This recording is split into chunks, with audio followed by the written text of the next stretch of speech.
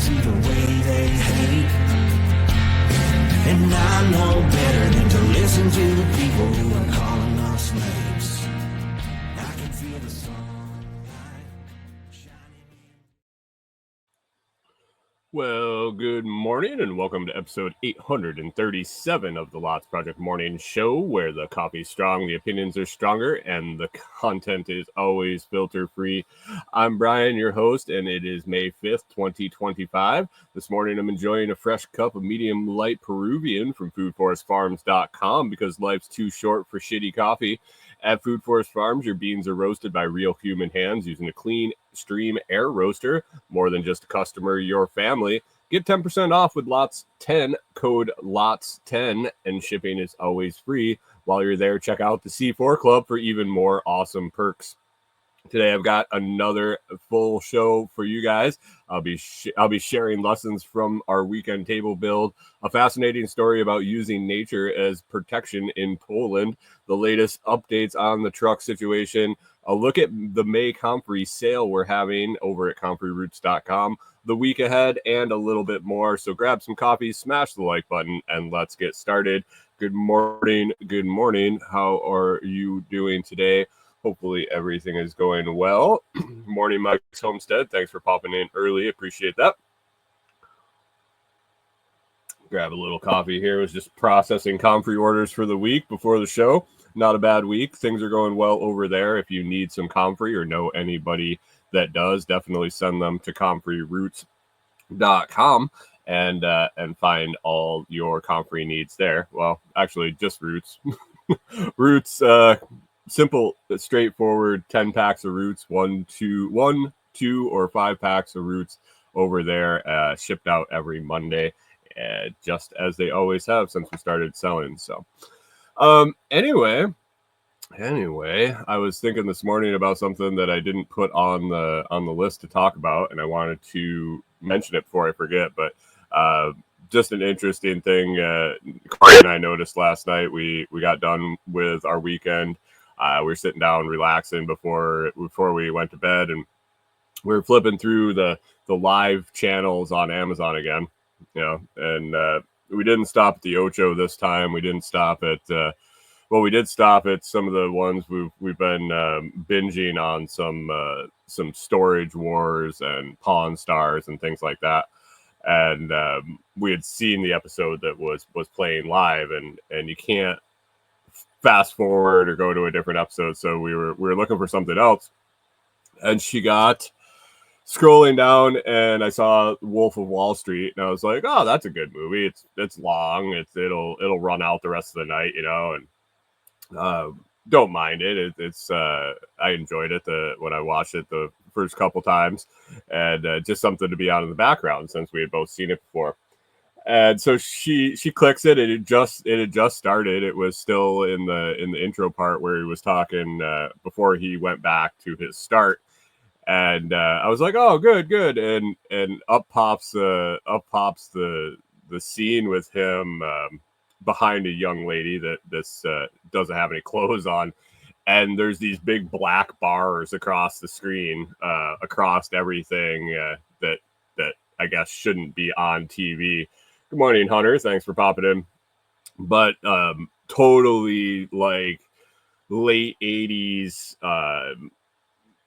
censored, not blurred out, didn't blur out nipples or things like that. Just big, huge black bar across anything that may or may not be inappropriate. And we both kind of looked at each other like, what? What is that? And if you've ever seen the movie, there were plenty of black bars throughout the movie. And then they censored the speech too. And it was, they didn't beep it out. They just muted it. So they'd be talking along, and there's definitely some adult language in the video, in the movie, and they're talking along, and then it would just go silent.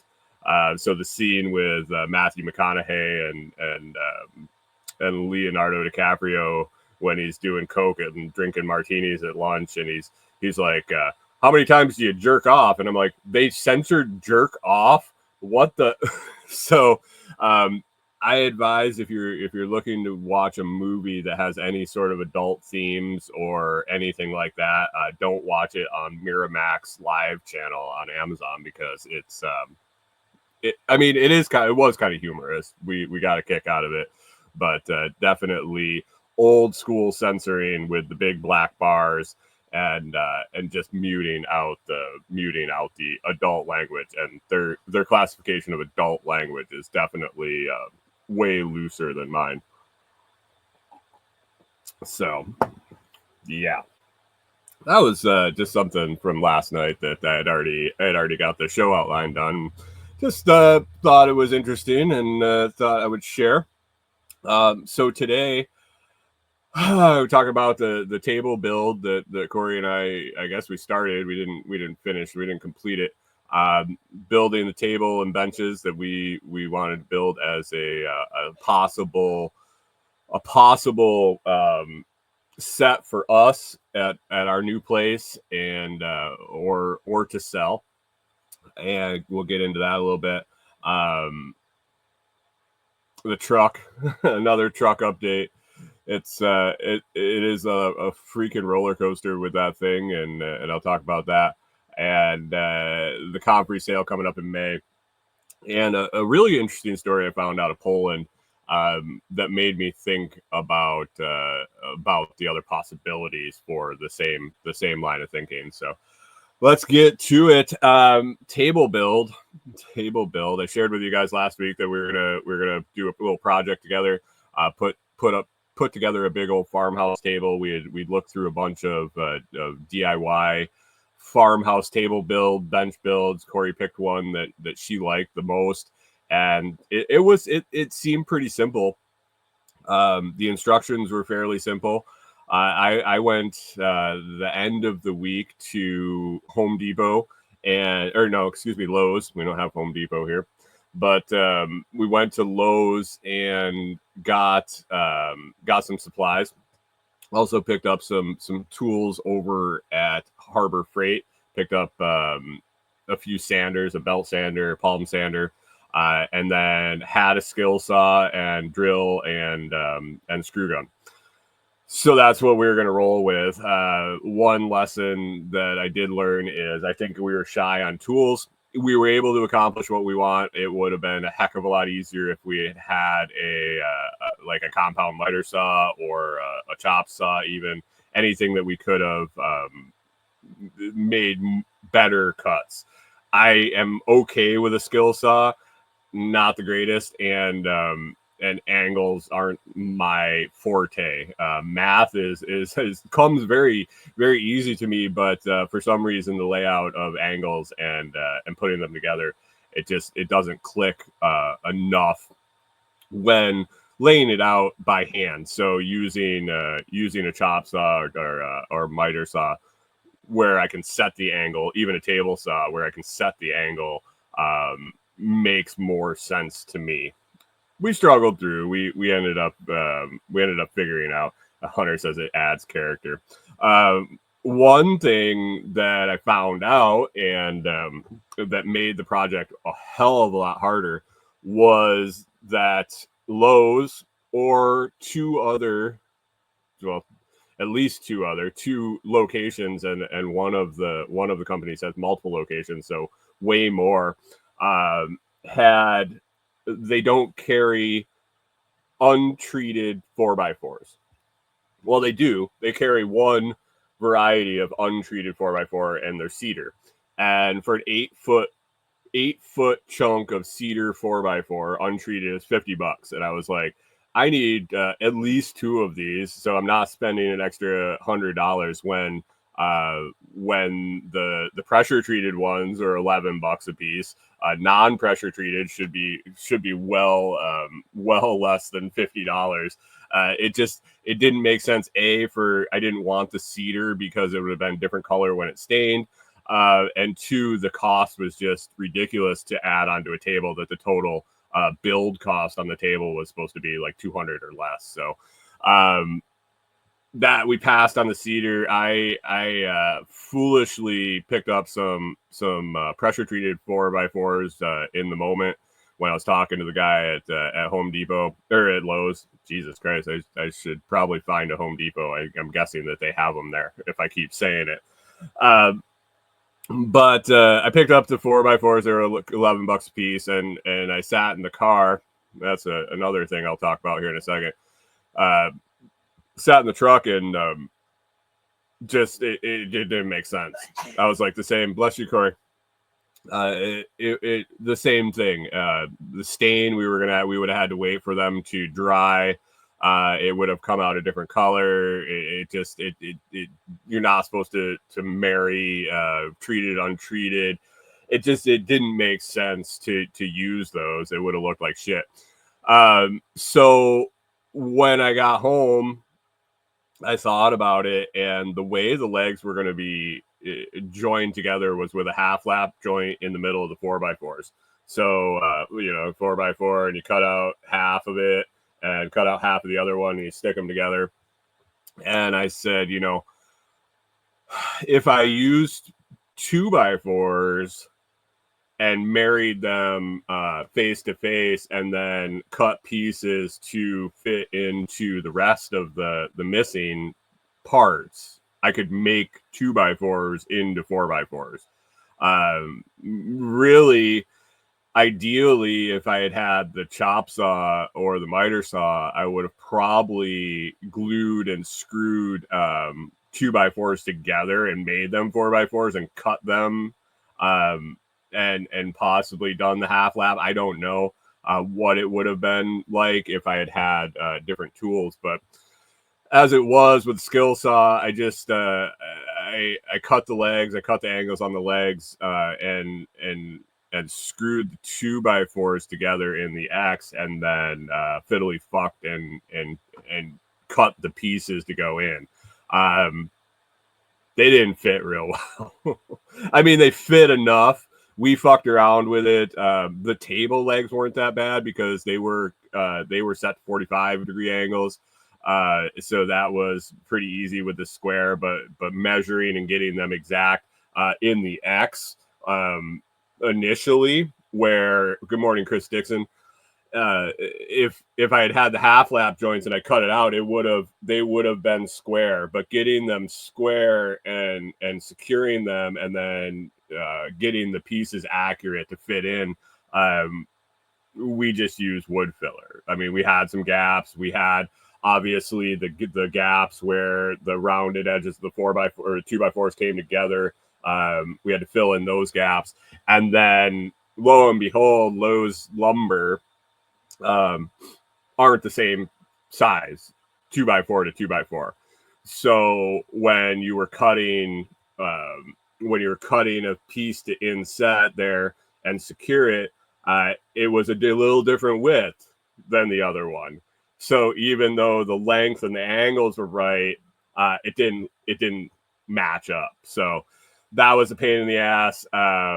It's going to take a bunch of sanding to rectify that, but it was what it was. So that was one issue. We couldn't get the right material. So I'm going to be looking at, I'm going to be calling sawmills around and see if they would cut me some 4x4s, how many they would need to cut to make it happen, and then possibly just order the whole supplies for a whole set of table and benches and things from a sawmill, and see how that would go. My computer's going to restart here if I don't get this done. Fuck you, Windows. But anyway, that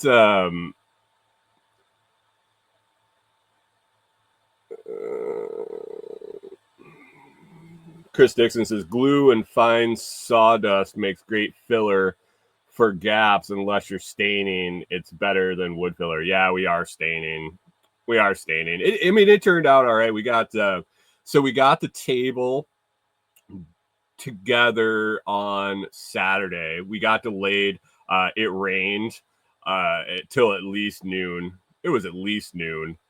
before we could get started. So we walked the dogs, and then we made a trip to town and picked up the 2x4s, which I had changed. I didn't pick those up the day I went to get supplies because we hadn't changed plans yet. And so we got the 2x4s. We didn't get started until afternoon. We did the table. We got the table together and called it a day. It was going to rain again. We needed to get everything covered up outside because it's all sitting outside. And I'm excited to be out at the property and have and put up a something to work in. Initially, we'll be able to work under the roof of under the roof until we get the cabin installed, and then Corey and I both agree that we want a little workshop out there, even if it's just undercover to start, and then enclosed, because the weather isn't as bad here like Minnesota, where we definitely need it enclosed. We could work all year round, even in an open, uninsulated building, and put walls on it. It gets even better. So that limited our production this weekend, was the rain and not having anything inside. We did have our friends offer their barn, but it would have been a shit show moving everything and driving back and forth. It just didn't make sense. So Sunday we got up and we were going to work on the benches. Actually, we were going to work on filling in all those gaps on the legs, and also we filled in some screw holes and things like that. And then they were going to need to dry. So while that was drying, we pounded out one of the benches. We're going to do both of the benches, but again, I made the mistake of picking up a twisted 2x10, 2x8, excuse me. 3 out of the 4 of them were fine. Somehow I grabbed, and I was trying to pay attention to this when I was picking them up. 1 out of the 4 2x10s, man, it was twisted. And when we were able to clamp it down and get it secured to the other one, but the bench just wouldn't have been flat. Turns out when we got to it, we decided that we were going to keep this set for ourselves. We weren't going to try to sell it. And so we'll end up making that second bench out of it. We didn't have enough 2x4s to do the legs because I miscalculated on the fly when I was trying to retrofit those 4x4s into 2x4s. I cut myself a little short. And so we got the one bench knocked out. We had to really mess around with angles on the legs for the benches. Because it wasn't 45. They were narrower and taller, and figuring out the angles was just a pain in the ass. And then on top of that, trying to then match all the angles of the small pieces to inset them. It was definitely a shit show of a project where it should have been pretty straightforward and lay it out and just cut the 4x4s. It would have been way easier. So that is definitely something that's got to happen if we're going to make any more of these. Otherwise, we'll have to pick some other table design with different legs. But anyway, we got the one bench done. We got the top of the second bench is done. Awaiting more clusterfuck of bench legs that we're going to do and get that done. And we're just going to use that since we know it's going to be outside and sitting on unlevel ground anyway, the twisted bench. We'll try to mess around with it and use the legs to make it a little more level. But it's definitely going to be an outside setup for us. We don't have a ton of room inside for a table that big. Ended up being 6 foot long by 33 inches wide. And then the benches are like 15-inch wide benches. So that's it'll be what it is. Ended up the scraps. I think we're gonna make some end benches out of those and make some really, really nice little benches that'll be standalone stools or for the end of the tables. They just worked out to be kind of the right length. So more fun with 2x4 legs, and by the end of it, I might be good enough with building those legs to just go with it and say screw it. But I don't think so. I think we're going to try to source some 4x4s. I did source some, but they were over 2 hours away in Muscle Shoals, Alabama, at the Lowe's there. They had a pallet of untreated 4x4s. So not sure why they don't have them up here at this Lowe's. Somebody suggested when we were talking about it in the Telegram group, maybe I should order them in. I didn't even see where I'm sure if I dug a little further, but I didn't see off the top of or when I was looking at the page to order them in. But yeah, I'm sure it was just a couple different clicks and pick up. The only options I saw was delivery not available and not available in store. So, but maybe they'll ship them up to the store. We'll see. But it was a decent project. Now we're Hunter says it could have probably ordered them in with Home Depot. Maybe there is a Home Depot, but it's an hour away up in Camden. And I think there's another one an hour away in Jackson, but the closest thing here is Lowe's. And hopefully, I'm really hoping that I can just go to a sawmill that's, I think the closest one's about 12 minutes away, and just get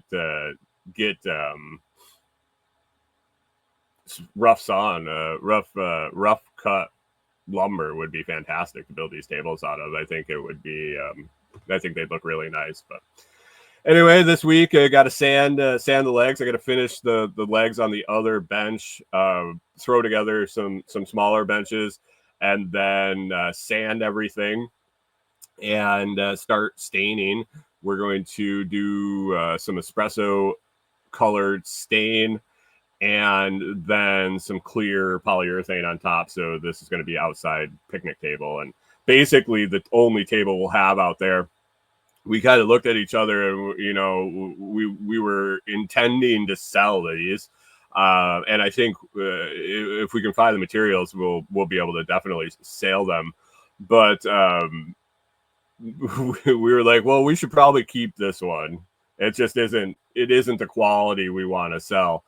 And we just realized we didn't have anything to set anything on at the cabin.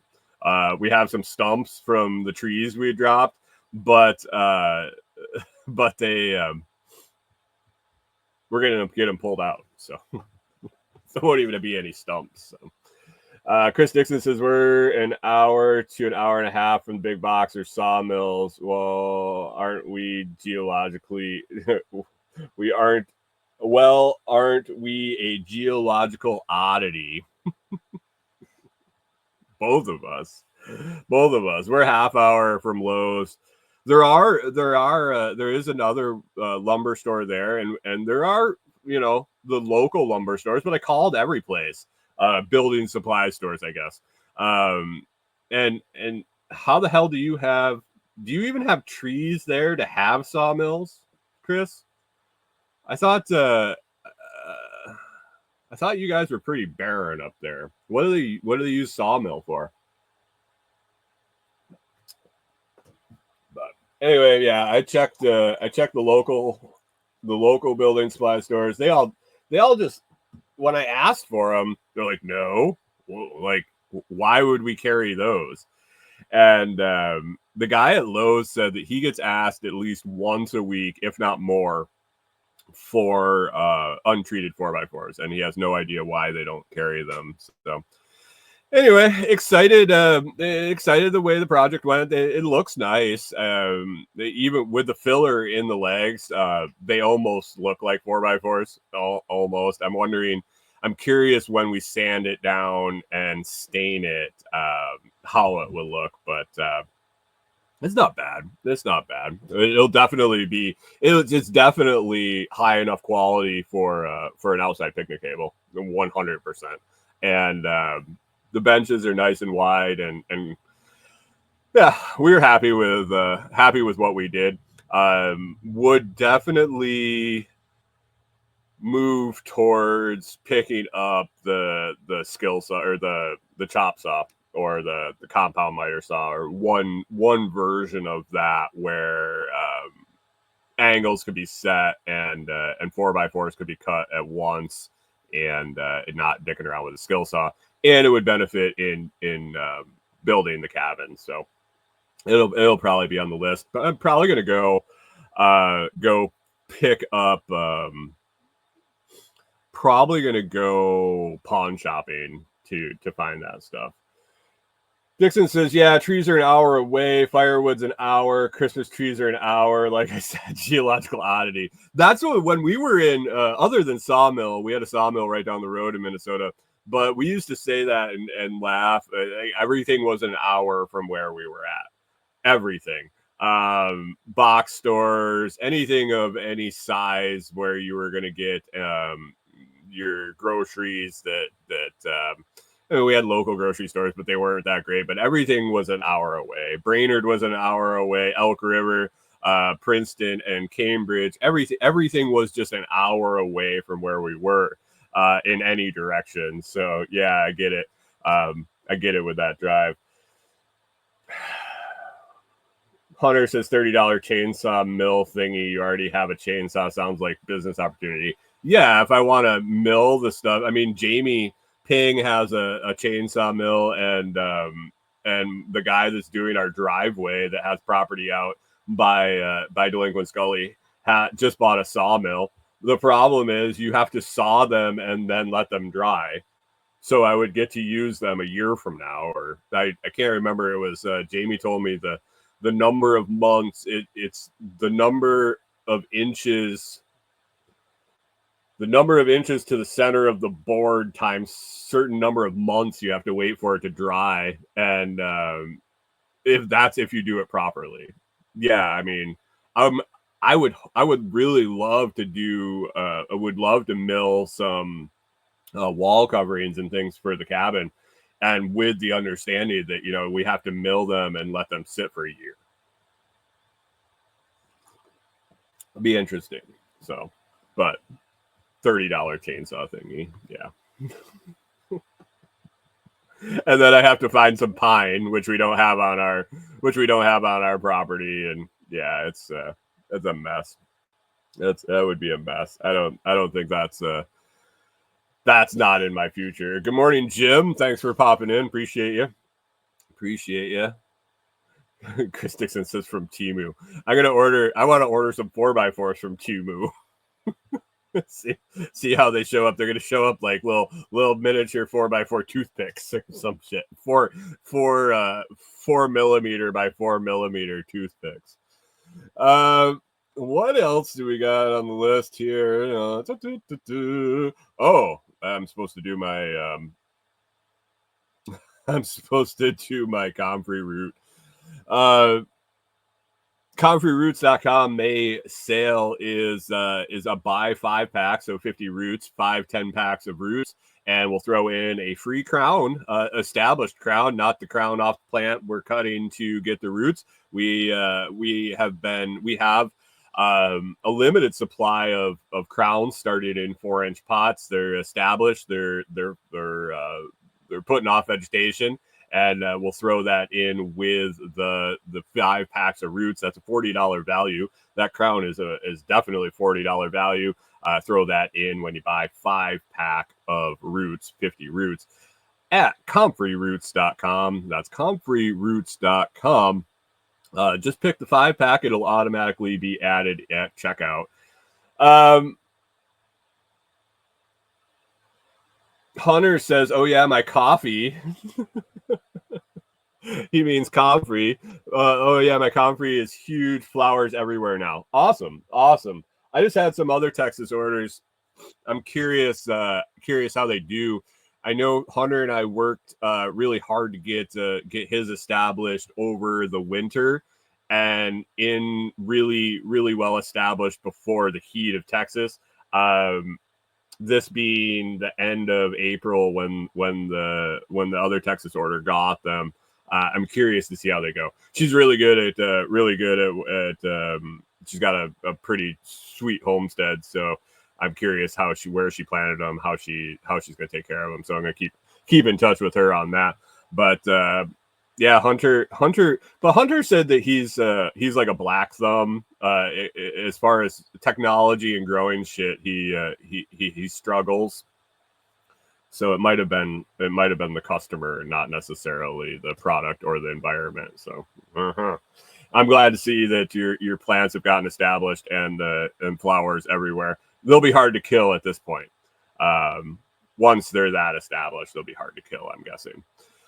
But comfreyroots.com, order a 5-pack and automatically the coupon will be added. If it doesn't add for some reason, any 5-pack order I get in and process will just put an extra crown in for sure. So comfreyroots.com, it's still a good time to get them in the ground. Maybe not in Texas, maybe not in Phoenix, unless you're really going to baby them. Northern climates, though, prime time from about Tennessee above, and then, like I said, you can make it work in the South, but I would wait maybe till fall if it gets much later than May, middle of May. Wait till after the summer dearth of Texas heat. And plant them in the fall and let them get established going into winter. So there we go. Let's see. More topic. Truck. Our truck. I posted a meme in the Telegram group the other day about I was excited. I went over a bump and the check engine light went off and the radio started working. And it hit home. The truck. Quick recap. It was random misfires. We got plugs, wires changed. I still had still had a pretty consistent misfire. I changed coil packs and threw some fuel system cleaner in it and misfired for a little bit and then it cleared. Ran great. Put another round of fuel cleaner in it, fuel system cleaner in it, and it ran fine. I went and got, I don't know, it might have been after. Yeah, it was after the show last week. I just a little update. We are on the schedule for getting our post trusses and roof panels installed out at the cabin site. So that's exciting. It's been a week. It was after the show last Monday. Looking like the end of June for that. But the truck ran great on that trip. That was about 45 minutes one direction and back. No problems. It ran well enough without throwing a code long enough and enough engine cycles that the light cleared on its own. Noticeably running better and smoother. And I was like, okay, well, the fuel system cleaner really knocked out the injectors or something to make it end up running smoother. And it was fine. Went to town a few times, went to Savannah a few times. So pushing 200-300 miles worth of driving with no issue. And then all of a sudden it came back. And I was like, oh, are you fucking kidding? And so it literally, I drove all the way to town, 25 minutes out of a 30-minute drive. In the last couple minutes, it started acting up. The light came on. It started running rough a little bit. I didn't throw a code reader on it. It felt exactly the same as what it did. I go in the store. I come back out. I start the truck, and it had no issues on the way home. And I was like, what is going on? And that's kind of been the issue, or the way it's been since, is it'll run great 9 out of 10 times, and then part of one trip somewhere it'll start acting up. So I don't know. I'm at a loss, and I'm back to the point where it's really hard to take it to the garage when it's not actually happening. So I don't know. It's kind of infuriating. It really is. So that's an update on the truck. Oh, and I went out to the property the other day, and I was going out at the easement road, and it's in rough shape. We got a shitload of rain, and some runoffs have gotten pretty deep. It needs to be graded down or smoothed or something. But I was riding in, and I got there. I parked the truck in one of the driveways, and I look back, and I almost lost our topper. The clamps on the topper it had loosened, and one of them out of the six was holding on tight, and the whole thing had like shifted sideways on the bed as I had bounced up and down over the thing. So luckily, I had my ratchet set in the truck and was able to muscle it back in line and ratchet it down. So it's just been a shit show with that truck. I'm excited to get to a point where we can pick up another vehicle, and that's a sticky situation because I don't know. I think we would have to drive it. Currently, we would have to drive it to South Dakota to get everything taken care of and get it registered and the such. So we're hopefully going to have an address at some point here in the near future to where we can register a vehicle here. We'll see. It's a lot of gray area when you try to look up what needs to happen as far as that. So fun.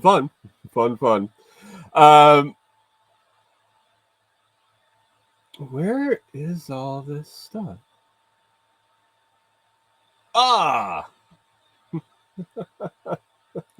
I'm looking at my notes here, and somehow when I copied and pasted some stuff, it like overlapped the other topic. So I'm like, it went from 1 to 3. I was like, I know there's something else in the middle there. I'm just not sure what it was. So I was looking at I was fucking scrolling through Facebook or something the other day, and I saw this. I saw it was I think it was Amazing Facts. I follow a couple of different things that are just like really interesting facts of random shit. And I never know if they're true or not. The one site or the one page I follow really tends to be legit, and another one seems to be hit or miss, whether the stuff is actually fact or not. But the one I saw had something about there's a Polish water treatment plant that uses freshwater mussels, not like your arms gun show mussels, like the ones you eat.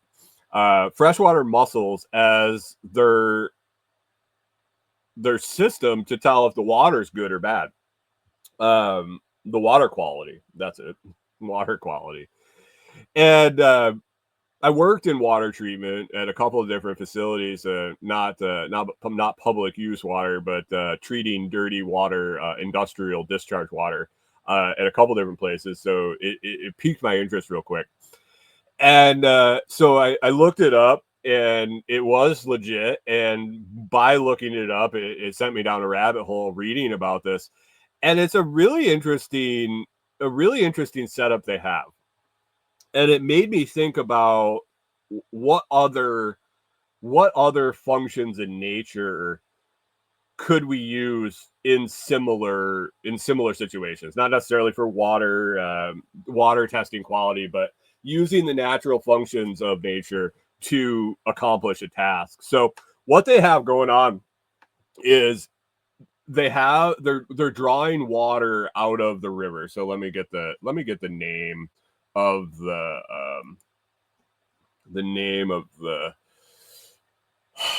so Gruba Kaska is the water filtration plant in Warsaw. It pumps tens of millions of gallons of water out of the Vistula River, and then goes for public use in Warsaw. I believe that's the capital of Poland. It just says the capital. It doesn't give the name, but there's actually two or three cities in Poland that are using this system. But anyway, in the inlet of the water treatment plant, they rotate in a series of 8 freshwater mussels. If you know what mussels are, they're like clams. They got a shell, it opens up and closes, and the little things in the inside. Well, they realized that good morning, Rewilder Life. She says late, but I made it. Must have needed to sleep. Your body will do you right. It won't lead you wrong. Uh, Speaking of nature, so these mussels, the way they naturally work is if the water quality diminishes, the mussel will actually close up until it clears up. That they filter water, they use water in their life cycles. So when the water gets bad, they don't want to take that in. They'll actually clam up. The shell will snap shut. So they realized this, and they realized that if the water quality wasn't good enough for the mussels, like Chris Dixon says, if the dog won't eat it, if the mussels don't want it in their system, it's too dirty to allow into the public, or too dirty to filter out what's going on. And so they attached this little mechanism to the top of the clam, or the top of the mussel, and it's got a little probe on it, and they set them on these little pedestals.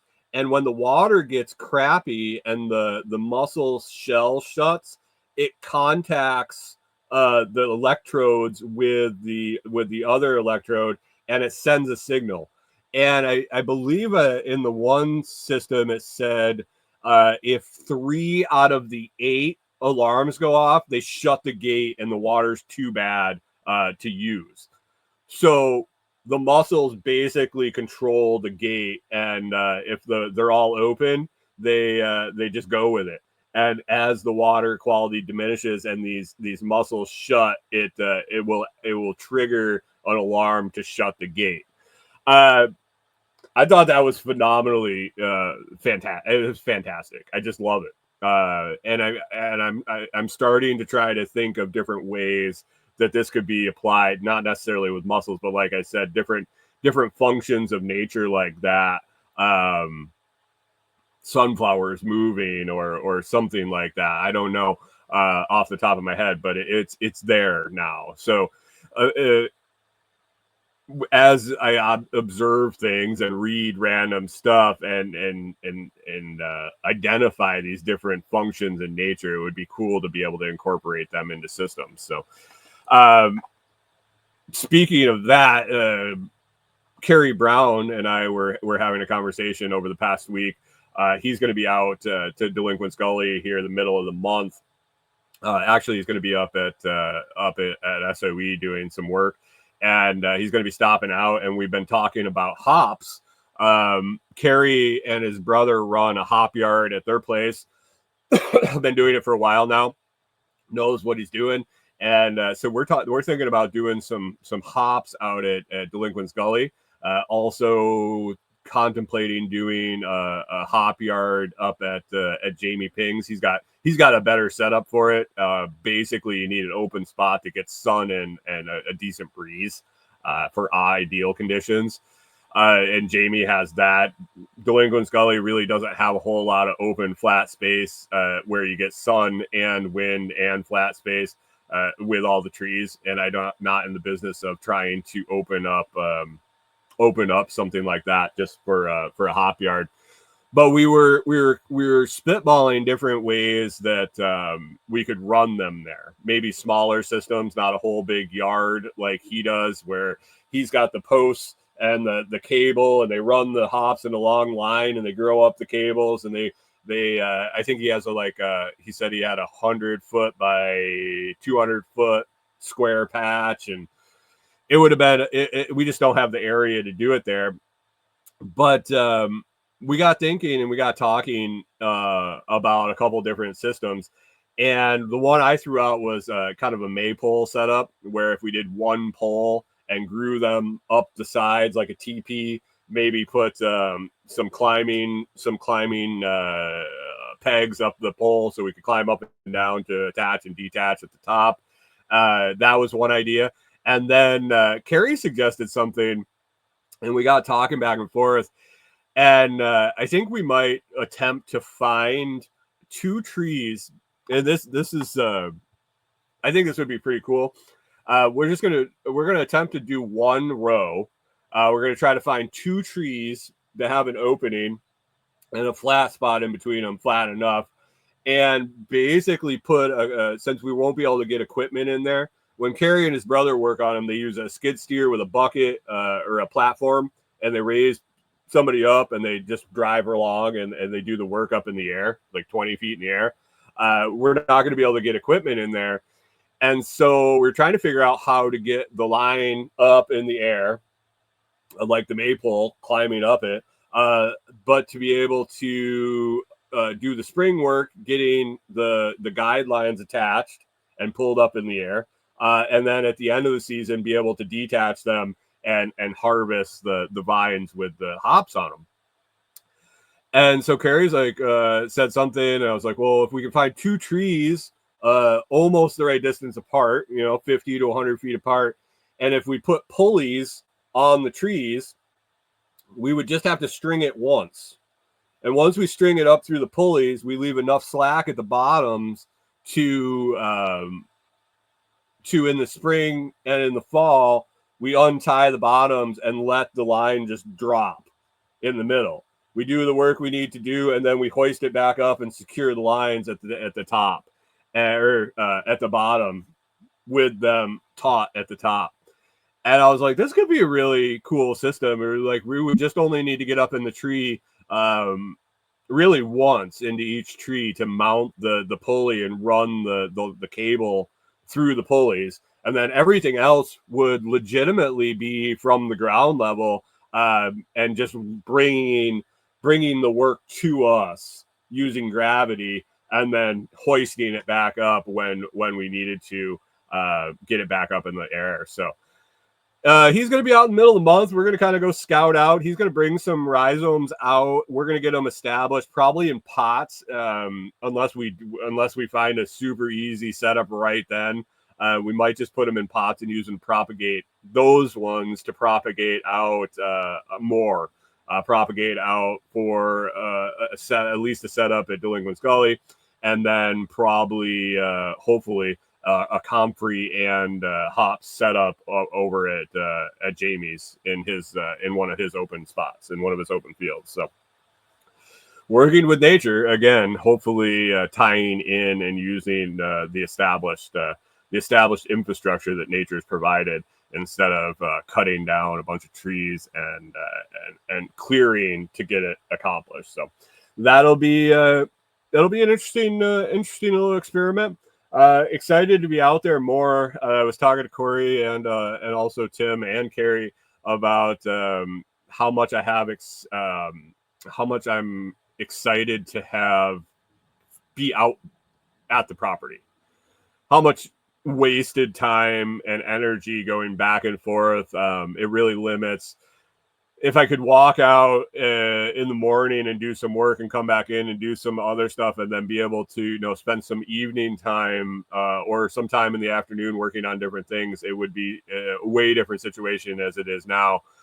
With the half-hour drive one way, it's like you get your chunk of time.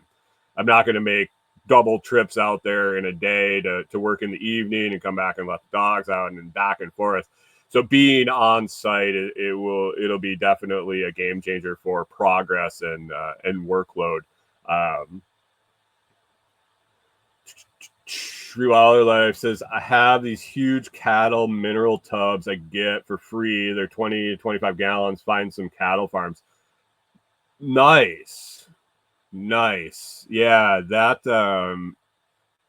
those would be interesting. I do drive past them.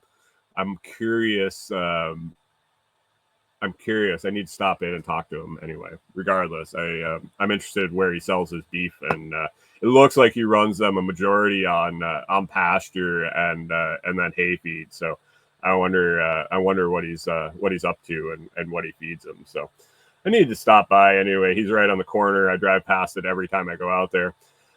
She says, Brian, I get it. We're finally here, but working on the other house, 35 minutes, but we will list it in the next few weeks. Oh, guys, that'll be so nice for you. When you get down to the one property, we're really looking forward to that. Those tubs are heavy duty too. Yeah, meant to deal with cattle. Yeah, I know exact tubs you're talking about, and getting a bunch of those would be really cool. It'd be really interesting to do them. It'd be really interesting to do them underneath the line to where we're not even going in the soil. We're just planting right into those tubs. I'll have to talk to Carrie about that. Interesting. Mike's Homestead asks, other than beer, is there a use for hops? I didn't necessarily know. I do know that that Carrie and his brother sell directly to the breweries on vine. They don't dry them, they don't pick them, they don't do any. Actually, they pick them at the brewery because they offer them free beer to help. But basically, they cut them down and they have coordinated with different breweries and they sell them live on the vine. So basically, they lop them off, throw them in the truck, and deliver them. And that would be ideal. I would probably, with the limited supply we would have on DG, we would probably do the whole drying thing. And Rewild Their Life says medicinal hops can help you sleep. I think we would probably just be doing them craft. It'd just be it'd be the experience and probably more for propagation and sales like comfrey. Once or twice a year we would sell rhizomes. We would sell the plants more than the product. So, but we will see. We will see. Chris Dixon says enough beer helps you sleep too. That's the hops in the beer. Must be the hops in the beer. Rewilder Life says hops is medicinal, so that in turn would make beer medicinal. There you go, guys. If you want to drink, if you want to, if you want to drink more beer, just say it's medicinal because of the hops. Hunter says, "What is a hopberry flower head?" What?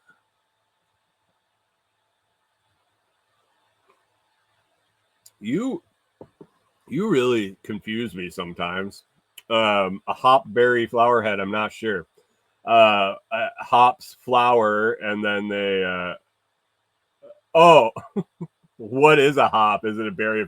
It's a flower that turns into a bud. They look like weed buds. Um, Rewild Life says I bought some from Carrie and they're growing. Plan to create shade beauty here plus some sleep.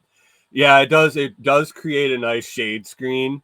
And that's one thing we need to be careful not to do at Delinquent Scully is add more shade. We have plenty of shade, but it is something that you can grow a living hedge, and they really thrive in the high sun and breeze. Like Carrie said, it will flower the most. Chris Dixon says we have a craft brewery about an hour away. Weird. Yeah, I would be targeting like the Jackson, Memphis, Nashville, things like that.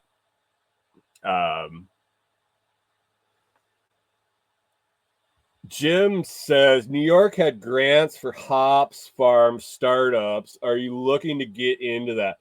Not necessarily. I'm not looking to be a hop farmer. We don't have the proper setup on that property to even attempt to grow enough to make it worth it.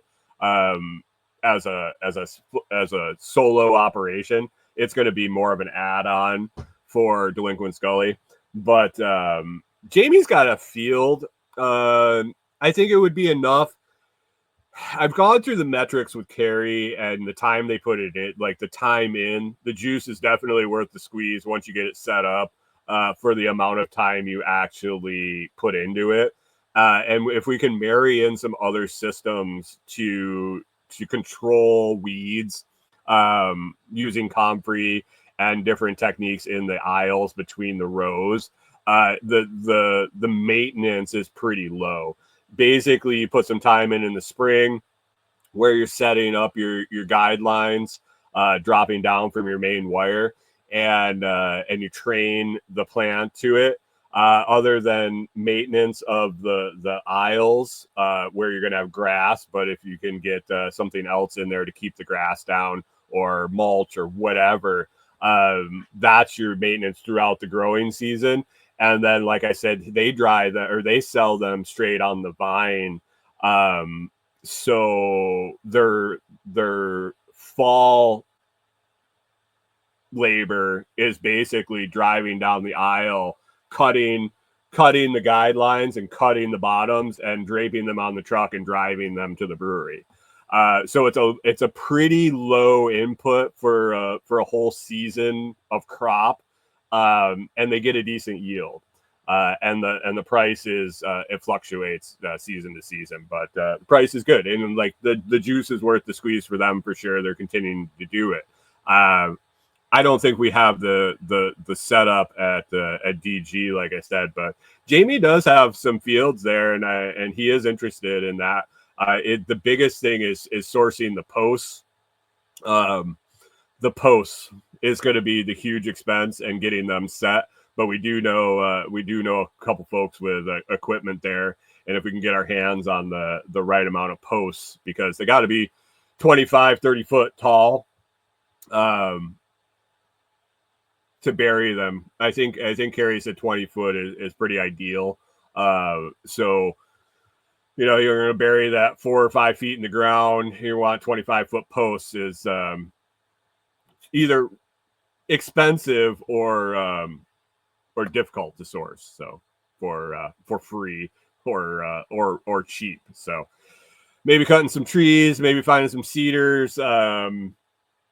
There's options. We got a lot of property that we can scope for stuff like that out by DG, because we have friends that own quite a bit of the property around the location, plus Tim's property, Jamie's property, and several other folks. So yeah, Jim says, what are telephone poles? That's exactly. I think Carrie used telephone poles, some cedar poles, a black locust trees. Yeah, we'll probably end up just walking through the woods, finding a bunch of cedars that are the appropriate height, cutting them down and stripping them and burying them would probably be an appropriate way to go. But it's the doing it, and a lot of this stuff becomes way more viable when we're out there and can spend a bunch of time out at the property. So excited. Like I mentioned earlier, end of June looks like we're gonna get our posts and roof and everything up. So that'll be cool, and we'll be able to start working on getting the floor hung and walls and windows and doors. And I think once we have the walls, once we have the floor hung and the walls and the windows and the doors, we won't need much else to go and get out there full time. We're pretty easy. We're pretty easy going. After living in the camper, just having the space, the open space, and being out there away from this neighborhood and being out on that property will be enough to get us there, and we'll be able to make a lot quicker progress when we're in the inside and being there all the time, so we can get up and be there to work on it. Other Life says, I love planning. How exciting. How big is the little cabin? How big is our cabin? Our cabin's going to be 24 by 36. Is the footprint, and I think it's 10 by 16 of that. 10 by 16 of that is a undercover porch. So the interior cabin is like a U with a 10 by 16 porch in the middle. So Hunter says, "Are you keeping books on how much this costs?" The cabin.